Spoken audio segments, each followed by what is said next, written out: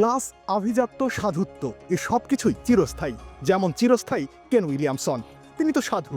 তিনি কখনো খেলবেন, কখনো আড়ালেই থাকবেন, কিন্তু যখন ফিরবেন ব্যাটিংয়ের ওই শুদ্ধতা ঠিকই থাকবে। সেটা লাহোরেও থাকলো।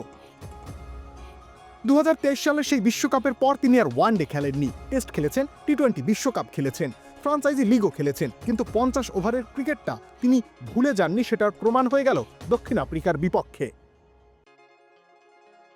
কি অনায়াসে সেঞ্চুরি করলেন, কে বলবে? সাধুর মতো দেখতে এই লোকটা সেঞ্চুরি পেয়েছেন 6 বছর আগে। সেঞ্চুরি খরা কাটিয়ে ফেললেন ওয়ানডেতে প্রত্যাবর্তনে ঠিক পরের ম্যাচেই। 72 বলে পৌঁছে যান 3 অঙ্কের ম্যাজিক্যাল ফিগারে।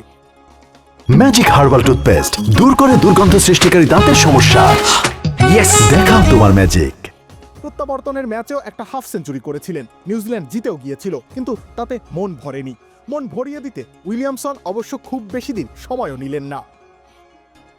সেঞ্চুরি করে অবশ্য থেমে যাননি কেন উইলিয়ামসন। যাত্রাটা নিউজিল্যান্ডের জন্য খুব কঠিন না হলেও পরপর 2 বলে সেনুরান মুথুসামির জোড়া আঘাত নিউজিল্যান্ডের জন্য লড়াইটা একটু দীর্ঘায়িত করে, আর সেই লড়াইয়ে শেষ পর্যন্তই ছিলেন উইলিয়ামসন। ওয়ানডেতে 7000 রানের মাইল ফলক ছুঁতে 132 রান দূরে দাঁড়িয়েছিলেন তিনি। দক্ষিণ আফ্রিকার বিপক্ষে বাউন্ডারি হাঁকিয়ে 133 রানে অপরাজিত থাকেন। ব্যাস, অনন্য এক মাইল ফলক নিশ্চিত করেই মাঠ ছাড়েন উইলিয়ামসন। টানা 2 ম্যাচ জিতে নিউজিল্যান্ডও চলে যায় ত্রিদেশীয় সিরিজের ফাইনালে। রবিউল ইসলাম রনি, খেলা 71।